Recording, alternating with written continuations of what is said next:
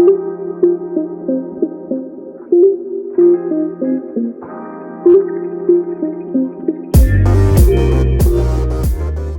and welcome to Be Lifted Up Radio, your guide to living an abundant life. I'm your host, Alpert Jr., and we're here to talk about all things about, well, of course, giving glory to God, but also talking about how that connects to our purpose in life, our passions in life, our business, our money, our faith. It's all about living an abundant life. Listen, guys, we always have great guests on the show, and I'm very excited about what we have coming up. We're going to be talking a little bit about how listening for the voice of God helps you to find your purpose. And our guest today is someone who, frankly, is a prodigy. He's a musical prodigy. He does it all. His musical journey began at the age of 3 with the keyboard gift from his grandfather. And the rest, as we say, is history. Listen, stay tuned. You're going to be very excited. We will be right back with Be Lifted Up Radio, your guide to living an abundant life.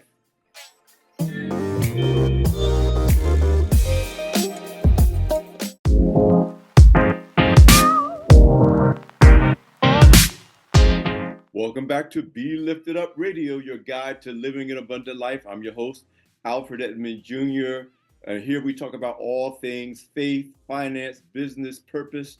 Yes, all those things that add up to the promise of abundant living.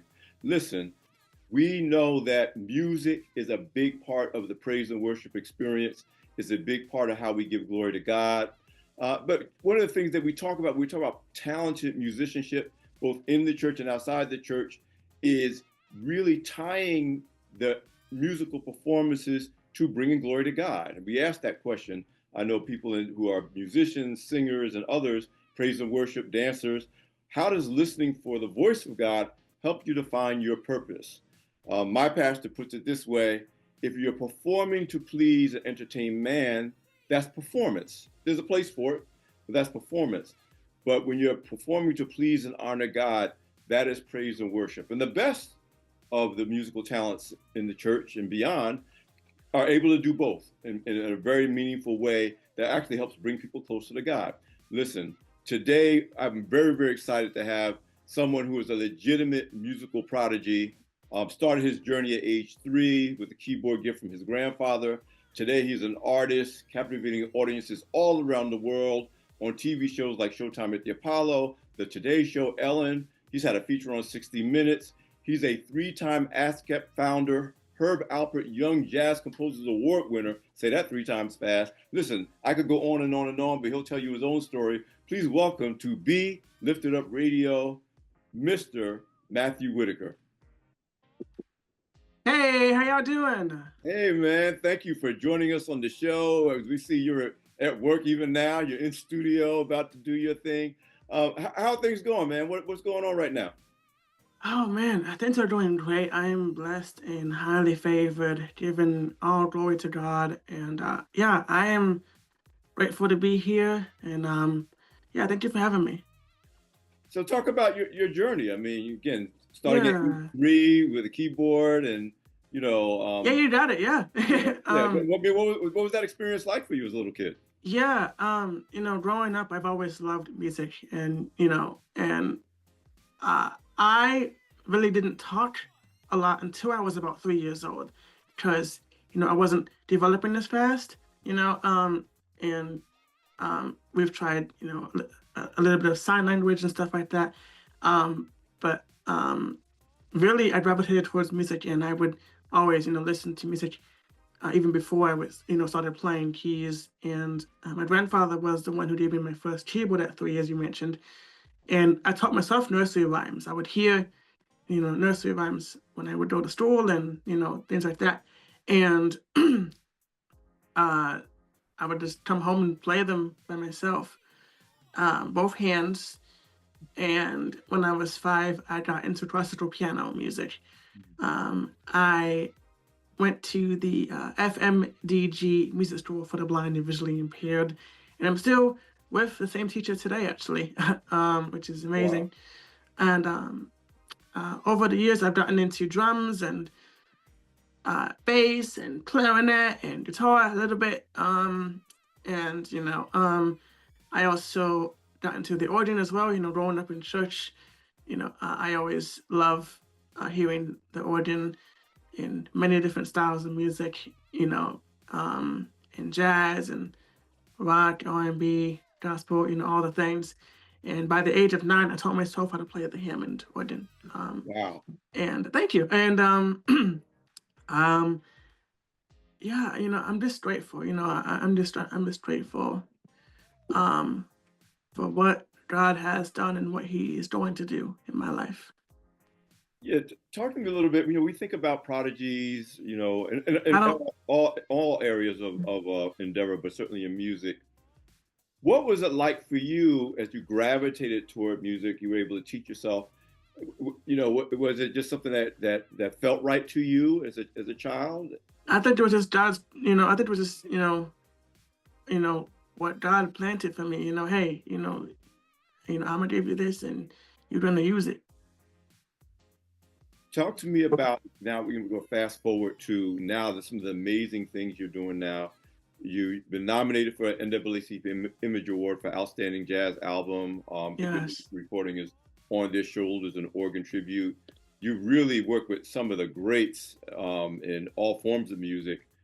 What is that like for you as a young person working with people like Twinkie Clark and Dr. Lonnie Smith and Yeah. organ masters, and you worked with other artists, Ray Chu, whose wife has been on the show. Yeah. What is it like for you to be able to work with these great musicians and professionals in your industry across all different genres? Honestly, it's always fun. I always tell people, as a composer and arranger, you have to be able to, adapt to many styles of music. And, the fact that I love all styles of music and the fact that I listen and play a bunch of different styles, I want to, make sure, whatever situation I'm in, I'm doing the best I can. I'm delivering on all sides, and just and I'm really happy with how things are. I am yeah, I'm really excited. One of the things I'm, looking at a lot of times that people discover at whatever age they discover that they're good at something, um, they often, whether it's because of outside people influencing or their own choice, kind of focus on being good at that one thing. But one of the things that's really amazing about you is you are really very versatile across Thank you. genres. You produce, you score, you've been a musical director. As you've grown as a person and as an artist, how have you decided to start experimenting and learning about these different aspects of your gift and your craft? I think regarding the whole music side of it, like just in different styles and stuff, what really got me interested was, first of all, like from my family's point of view. My mom was born in Dominican Republic, so I heard a lot of Spanish music, all Latin music, and and different types of that style, especially from a pianist perspective. You got bachata, merengue, salsa, all the styles. And then my dad being born in Virginia, I get all the um R&B and soul and rhythm and blues, stuff like that. So having a versatile, strong foundation from the jump, I think really helped me. And then obviously being in church all my life, going to New Hope Baptist Church, Hackensack, New Jersey. Shout out to y'all. Growing up and now being minister of music there, definitely has helped with that strong foundation. Listen, man, I'm fascinated. I'm just honored to be able to have you on the show. Thank you. And we're gonna come right back. I want to jump some more on our next segment into your faith journey, growing up in the church. I grew up in the church. I'm a Jersey boy. There Too. you go. Born and raised on the Jersey Shore. There you go. But how that intertwined with your growth as a musician, Yeah. and of course, again, what we're talking about at the top of the show, kind of tying your talents and your gifts to your purpose in God. So listen, There everybody, you go. we are here with Matthew Whitaker, musical prodigy, composer, scorer, performer, or you name it, he's doing it. I'm Alfred Edmond Jr. We'll be right back with Be Lifted Up Radio, your guide to living an abundant life.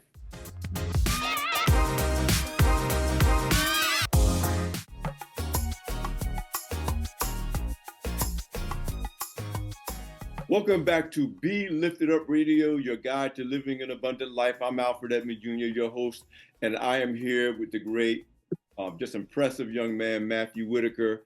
And we're talking about tying gifts and talents to our purpose in God. Listen, Matthew, we know that musical talent, musical gifts, especially, it comes out of communities, both in church and out of church. And there's a lot of people who practice their gifts in the secular musical world. Again, no shade, no judgment. And of course, there are many artists who do a great job of working in both worlds. But I want you to talk to me about your faith walk and how that kind of ties into some of the things you've been able to do with connecting your music to your purpose in God.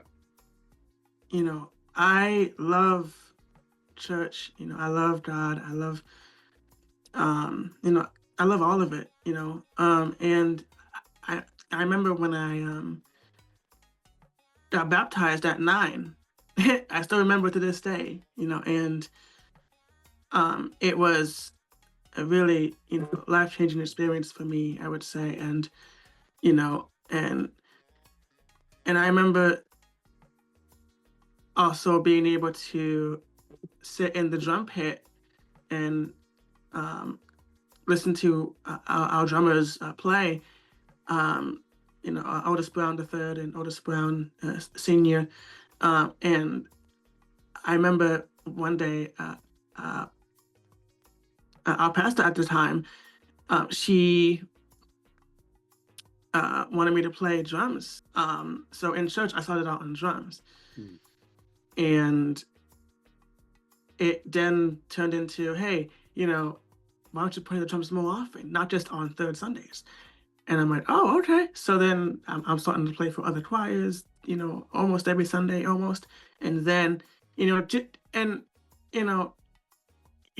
it always does start somewhere, right? So, I'm really grateful for mentorship from Otis Brown III and Otis Brown Sr. If it wasn't for them, I don't know where, I would be at. Where it would be, definitely. And I remember also playing organ as well. I would always, start the service on organ sometimes, so that way I can fill in for when our organist would, until he shows up, and then I would go back on drums. And then the pastor was like, hey, why don't you be the organist? And I'm like, really? And that opens up a whole new thing, because now I'm working, I'm getting used to the coordination of the organ in a gospel context. Right. See the difference between playing organ in the jazz world and in the gospel world. And, knowing how to play behind the choir, knowing how to teach parts, knowing how to, make sure that everything is flowing smoothly, knowing how to, play organ in the band setting versus playing keys in the band setting, because sometimes, I would play keys with our organist, but then when he's not here, I'll be playing organ and keys at the same time. So once again, more coordination. Then back in 2020, our new pastor, Pastor Drew Kendall-Ross, Reverend Dr. Drew Kendall-Ross, he was starting this class called Impact 21. Yeah, it's called Impact 21, which is a class for young adults where they find out the spiritual gifts and you get mentored on different assignments for a couple of weeks, and then you check back in and you give updates on progress. And we all took this quiz at the top of the class, and my results happened to be music, exaltation, praise and worship, all the things related to music. And so pastor was like, hey, why don't you try being minister of music for a few weeks, and just try it and see how it goes for you. Just see how comfortable you get. And my mentor happened to be Reverend Twinkie Massey, who at the time has come to our church. This is back in 2020. So the first time he came was in 2019. So I'm like, oh, I remember him. He came, last year. And so him and I was working together, and once again, Sean Foundation, right? So learning how to flow and pitch songs that made sense and pitch songs that that anyone can relate to, and and here comes another thing: singing in church. Now, I used to sing in church when I was younger, but I got shy of my singing voice when I was growing up. But back in 2020, everyone was, so encouraging that, I just was like, you know what, let me just see how it goes. Next thing here I am, minister of music, now singing in church, now directing, playing the organ, playing the keyboards, using my phone to run, different things, because we play along to different elements, like percussion and stuff like that. And within the band, so that's about like 5 or 6 things at the same time. Yeah. So once again, right, foundation, right? So if it wasn't for, if you look at the journey, it's from drums to organ, minister of music, training, all that stuff, and shout out to everyone who has been minister of music. Reverend Dr. Norma Fair Brown, and also my friend Khalil Daniel. If it wasn't for them, mentoring me and training me, and also Reverend Twinkie Massey, you know what I'm saying? So yeah. But listen, one of the things that you bring up, I was thinking about now, because again, we're all born with gifts and talents. We discover them at different stages of our life. But one of the things that I focus on, both in terms of my faith life and in my work life, in my career, is what level of professionalism does the person bring to the application of their talents? You talk about mentorship, being mentored, and kind of have people model the responsibility. It's a lot of responsibility to be musical director, because it's not just what you do, it's your ability to relate to all the other people, like I said, there's a lot of moving parts. It's a very collaborative effort. And so I do want you to, when we come back for our next segment, to talk a little bit about the level of professionalism, purity. Super important. Yeah. As you began to do more and more things, you've been, tasked and asked by the pastor to do more and more things.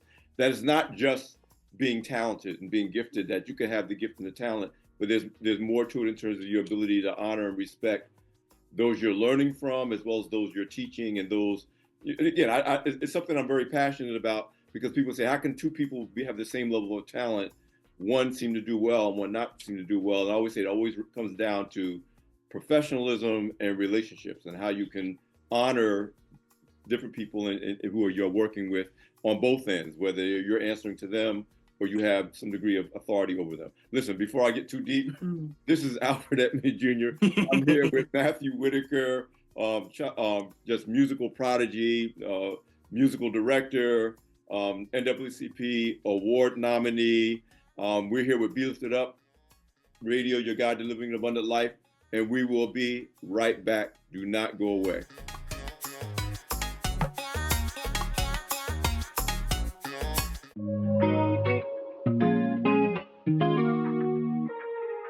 Welcome back to Be Lifted Up, your guide to living an abundant life. I'm here with musical director, composer, writer, scorer, you name it, he does it, Matthew Whitaker. And Matthew, before we came out of the last segment, I was talking about the importance of professionalism and training and education. You mentorship. People have modeled for you and taught you how to operate in these spaces. Talk to me about that. And I heard Junior mention Yeah. Talk about the education, training, and mentorship and development that was poured into you so you could do many of these things that God has blessed you to do. Thank you. Yeah, I mean, going back a little bit, from my lessons in classical piano to, getting into jazz ensembles and, different, other styles of music at Harlem School of the Arts as well. Um, dance classes even, just getting the basics down. Um, and also going to pre-college at Manhattan School of Music, which is really important because that's where I learned um, or got a better understanding of music theory and ear training, and which is super important, especially when you're, for example, teaching parts and have to explain chords to musicians that you want them to play for you, and then from there, going to Juilliard and graduating in 2023. You know, um, jazz history. Yeah, you got ear training in theory, like I mentioned. You got ensembles, like I mentioned. You got playing in an orchestral setting. Classical settings, jazz, big band stuff. Composing, writing sheet music. That's something that I had to get used to. Me being blind. I am, a big technology type person, and the fact that there's technology out there that's letting me create what I want to create in the way that I can. That's so important for me. And I'm also always reaching out to a lot of companies and developers on making their products more accessible as well. Mm-hmm. So I am currently with Apple. I'm also with other companies, especially in the music scene, that are making, what we call software instruments and plugins, for mixing and stuff. There's a lot of things that I'm really, grateful for. It just communication skills. Just Yeah. learning to talk, learning to, it's just, I know it's a lot going through my head, but it's all life. You know It's all what I life. find amazing about your story and everything you're sharing, and it talks to my point about how God's timing is perfect timing. There you Your go. journey started out with quote unquote you having problems communicating. You're not being verbal in the way that we would say, oh, he's not verbal yet. Yet your whole journey has been you acquiring more and more ways to communicate. And I'll add on this too. I don't let my disability stop me. I love skiing. I Oh, love I rock love it too. climbing. Yeah. I love bowling. I love hanging with friends. I also love playing video games too. You know, you Oh, know, bet. but the point I'm trying to make is, you know, enjoy life. Yes. No matter what disability you have. And for those who can see, just experiment. Try something with your eyes closed. Don't have a blindfold on. you know, Try it. Matt, you're going. You may or may not believe this, but it wasn't until after we started the interview for the show that I even realized that you were not sighted. Like we were Mm. doing all of the setup and moving around, and where can we put the light and all of that. Well, It never crossed my mind until you said it.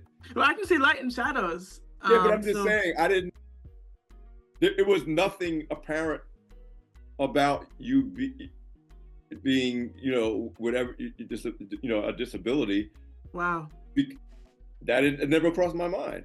Which, wow. Thank you. I just said it says a lot, and I have other friends who are varying levels of disability, Mm-hmm. and so much. And one is actually a first lady who is now paraplegic, but she wasn't born paraplegic, and so much of this is around what God can do through you and with you, no matter what. To the point where it's not that it doesn't matter, but it doesn't matter. Mm. And I think that's so important for people wherever they are in life to realize that God has equipped you to fulfill His purpose, regardless. So I don't know. I'm just like, I didn't even realize until you said it that you weren't fully sighted. So Wow. I think that's credit, and I love that you like to ski. I like skiing too, and all. There you go. Live that, like you said, live that full life, that abundant life that we talk about on this show. Yeah, because I love being professional, and like you mentioned earlier, it's a balance. Yes. Definitely a balance. So, and as long as I'm here, and as long as God is with me, and I know He's always going to be and continuing to be with me, I'm always safe with Him no matter what activity. Yeah, absolutely. Yeah, absolutely. There it is. Yeah, right on point. As you continue on your journey, obviously you're continuing on your career, you're getting award nominations, but I could tell from your conversation that yes, outside accolades and accomplishments are valuable, but how do you stay focused on fulfilling your purpose in God, with your career and the work that you're able to do? I'm impressed, by the way, because I have a daughter who was a dancer. With your work with Alvin Ailey. Yeah. In fact, you could talk a little bit about that. Like you said, you're dealing with all different genres of artistic expression, and dance being one of them. I think you collaborated with them on Finding Free, with Hope Boykin, the choreographer. What is that experience like, and how, with all that's going on, you can still kind of maintain your focus and connection to God? Great question. Well, I remember, when I was doing, the music for Alvin Ailey, we would just compose on the spot. The choreographer would have one idea, and I would have another idea. We would just go and go and go and go and go, both virtually and in person. And you know what I'm saying? So yeah. And it was so fun, and they created the dance piece based on what I was doing musically, and we had a chance to premiere it live with my band. Wow. And once again, Otis Brown III, he taught me, and now I'm featuring him on my project. It's full circle. So he played drums on that project and with Alvin Ailey. And but going back to what you're saying about tying it all together with God, being grateful and praying. I pray every night, yes. Always, and and being in church and hearing what God has to say, is super important. And what anything He says, is always, like you said, like you mentioned earlier, perfect timing. Yeah. Listen, man, I want to bring you back. Cool. We got coming out of this break. I want to talk to you about, again, a person's gifts, making room for him, as it says in Proverbs 18. There you go. And you're talking about how every child should have access to music education, because music does, as you can tell from your own experience, connects the dots to so many different things. Listen, this is Alpert Edmond Jr. I'm with Matthew Whitaker. You're listening to Be Lifted Up Radio, your guide to living an abundant life, and we will be right back.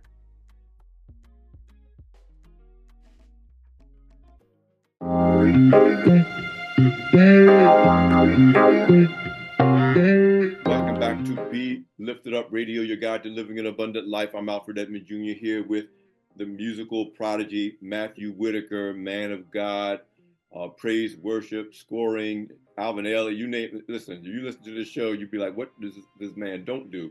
But on the top of it, let's talk about, which is a major big deal, your nomination for the 56th annual NAACP Image Award. Yes. For Outstanding Jazz Album for your album, On Their Shoulders, an Organ Tribute. Wow.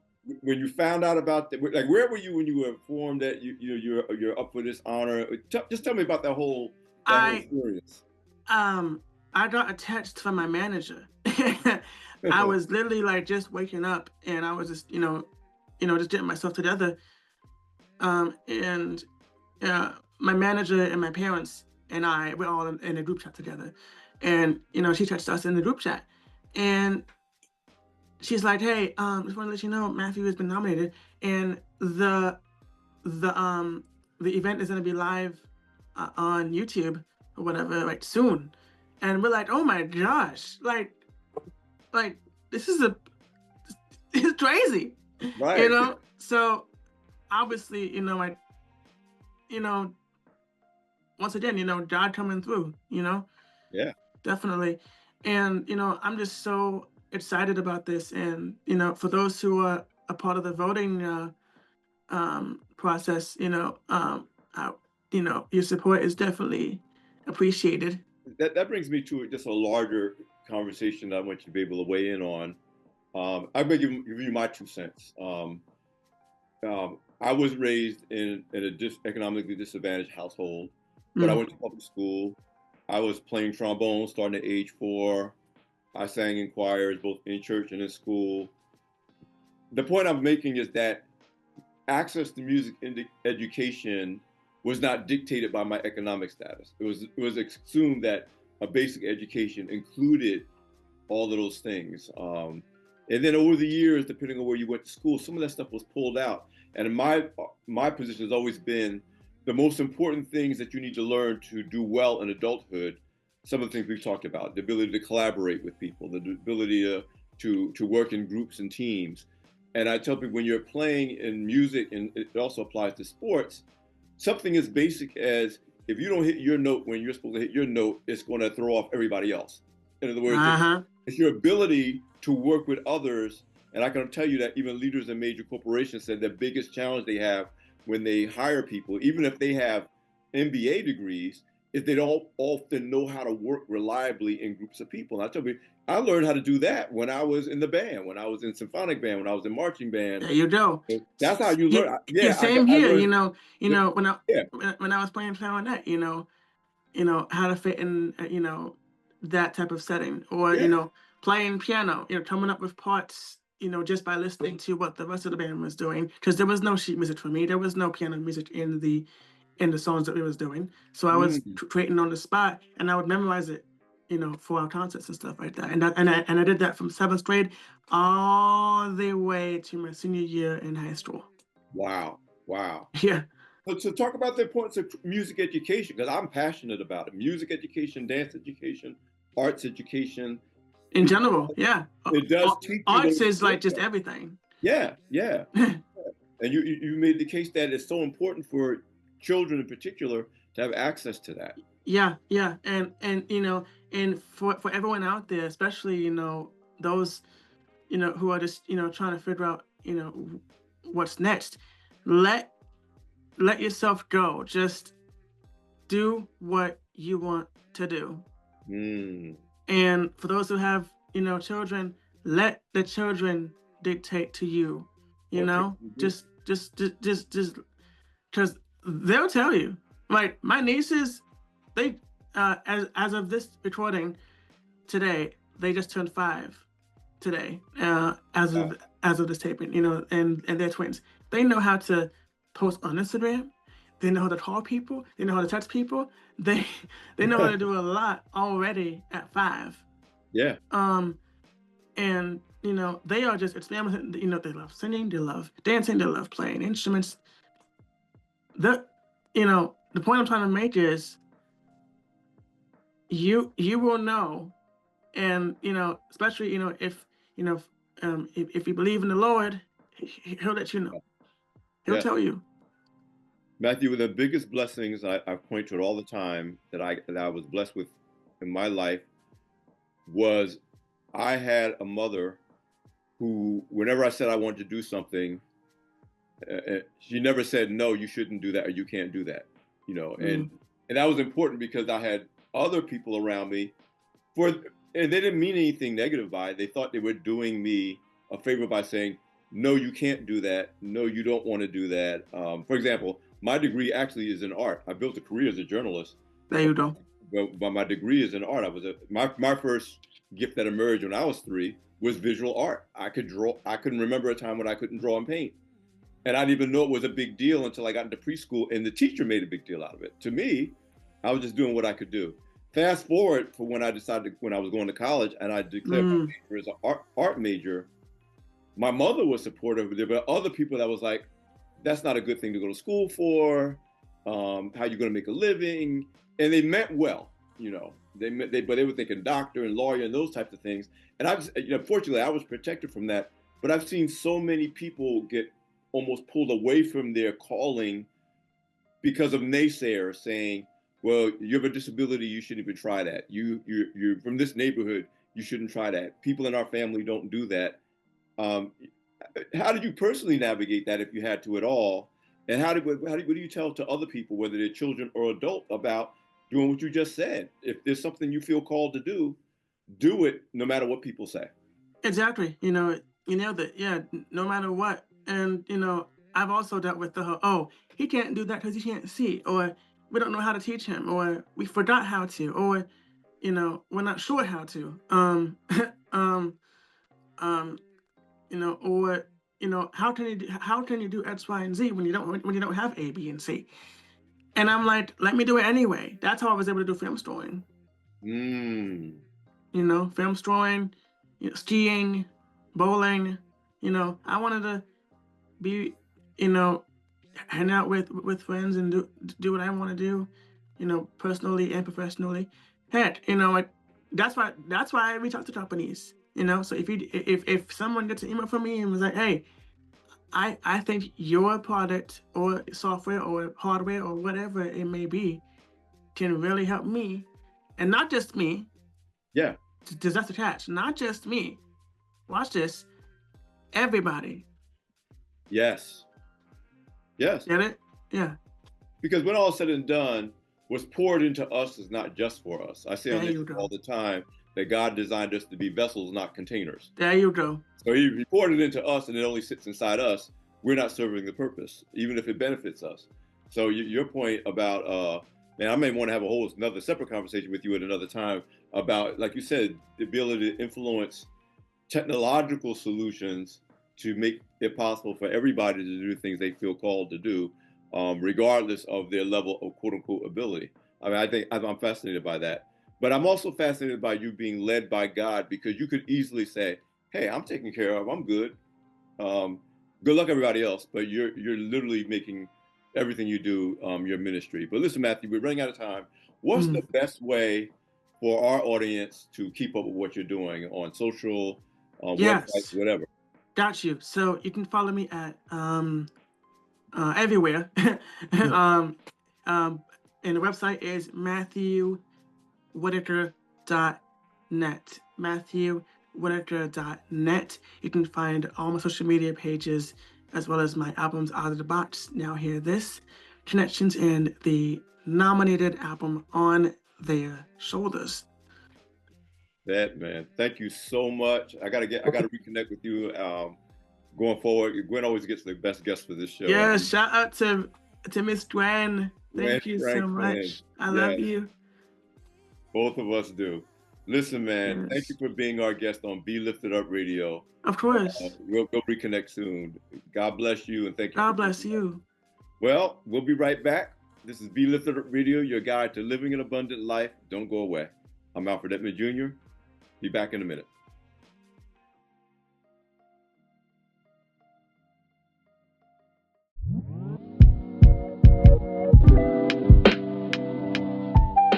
Listen, I'm Alfred Edmond Jr., host of Be Lifted Up Radio, and we just had an amazing, amazing conversation with the musical prodigy, NAACP Image Award nominee, writer, performer, musical director at his church, you name it, Matthew Whitaker. And as I said during the show, I mean, we're 5 minutes into the first segment, and I talked to the brother before we came on air. We were setting up, getting ready to get into the studio to have our conversation. I had no idea that the brother had any kind of disability. And as you see, he's not shy about it, but he's operating in the purpose of God, and that means anything is possible. You know, I could do anything through Christ who strengthens me. I mean, and again, you tell you the brother's not just music. He goes bowling, he goes skiing. It's an amazing, amazing testament. But the bottom line is he's guided by the voice of God in finding his purpose.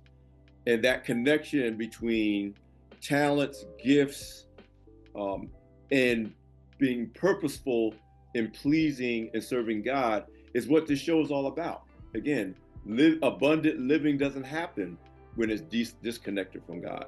Truly abundant living, triumphant living, conquering living, as we've seen with this young man who, by the world standard, is disabled. By God's standard, he's like, you're able to do anything you want to do in my will. So listen, I was really blown away. This is Be Lifted Up, your guide to living an abundant life. You can check out this and other episodes of the show at beliftedupradio.com, on Mocha Podcasts, plural, network.com. You can find Be Lifted Up Radio on YouTube. On Sundays, Tuesdays, and Thursdays at 5 p.m. Eastern, we're on Sirius XM 141, HUR Voices. And of course, you can find us on all socials, IG, Facebook, X, at the letter B, Lifted Up Radio. I'm your host, Alfred Edmond Jr. Thank you for listening, and we will see you next time.